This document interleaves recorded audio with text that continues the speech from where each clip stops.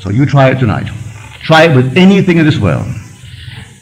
The unmarried, if you desire to be married, what symbol in the world would imply that you are married? A little band in this Western world, a little band around this finger. Not around any other finger, around this finger. It doesn't have to be the biggest aspidastra in the world. Just a plain little gold ring. If you wore it there, it would imply you're married. Sleep tonight as though you wore one. Don't put your physical thumb on it. Put your imaginary thumb on it. And feel it in your imagination. You can do it.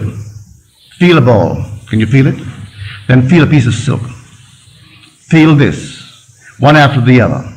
Can you discriminate between all these different sensations? If you can discriminate between this and a tennis ball and a baseball, a piece of silk, then you can't discriminate between nothings. They must exist, though unseen by your eyes, they still must exist. So if I can discriminate between these unseen objects, these objects, though unseen, must be real. Well, now take that and put it there. But feel when you wear it that you are proud of the one who put it there. You don't have to see what he looks like. When it's put there, you'll be proud of his name, to bear it, and you'll be proud of him. Just put it there. You know why I know that? My wife did it. She did it. Actually, she did it. One day she was in the presence of a so-called sensitive. And this one said to her, "Why did you take off your wedding ring?" She said, "I am not married." "Oh," she said, "don't fool me. You took off your wedding ring." She said, "But I'm not married." She said, "I'll even tell you his name." And she started off with Never. She didn't quite get it, but she was coming very, very close to it. She was actually sensing what my wife in consciousness was feeling. When I first met her, I wanted her the very first day I knew her. I wanted to marry her. But I was entangled. Was I entangled? But by this law, I disentangled myself. Without hurting anyone, I disengaged myself from all these complexities so that I could actually legitimately say, "Will you marry me?"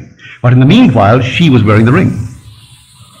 I hadn't yet put it there, but she allowed me to put it there and slept as though I had put it there. So I tell you, unmarried ladies, if you desire to be married, maybe you don't. If you do, that's the way to do it. And it'll come out of the nowhere. You don't have to go and buy anyone or try to meet the right people. Usually when you try to meet the right one, he's always the wrong one. So don't go searching. Those who go searching for love only make manifest their own lovelessness. And the loveless never find love. Only the loving find love, and they never have to seek for it. So you fall in love, you don't have to seek for it. You draw them. They come to you.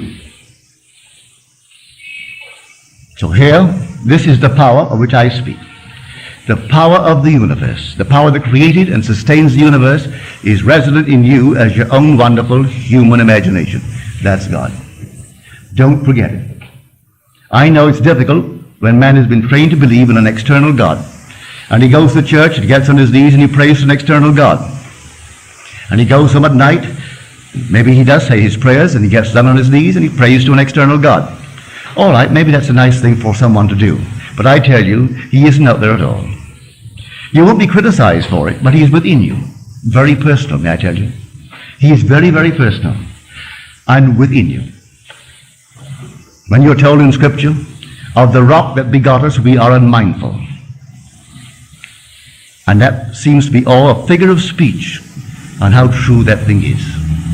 One night, sitting in the silence, rather it was an afternoon, I was thinking of nothing in particular, and suddenly before my eyes came this quartz, an enormous quartz.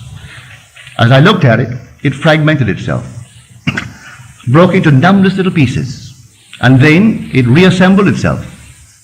As it reassembled itself, it was not into a quartz, but into a man, seated in the lotus posture. I'm looking at this man, all seated now, perfect man. As I looked at him, I'm looking at myself. Here I am, the perceiver, observing myself, seated in the lotus posture, this deep, deep meditation. And as I became aware that I'm looking at myself, it began to glow. And it glowed and glowed and glowed. When it reached the intensity of luminosity, it exploded. And then I returned to this level. Where did I see him? Within me. That being is meditating this. This is but a projection of itself in the world. And when he wakes within me, completely wakes, I am he. God actually became me, that I may become God. And he's put me through all the paces, allowing me to make all the mistakes, to make a monster like the things that I talked about earlier. I made that, and I made a lovely one. And he allows it in his meditation. He is the dreamer in me. And he's dreaming this, and dreaming everything that I dream in this world. And when he awakes, this will cease to be, and I am he. And he is God. So I tell you, go out and try it. Begin tonight. I make you this promise, if you try it faithfully, you will not fail.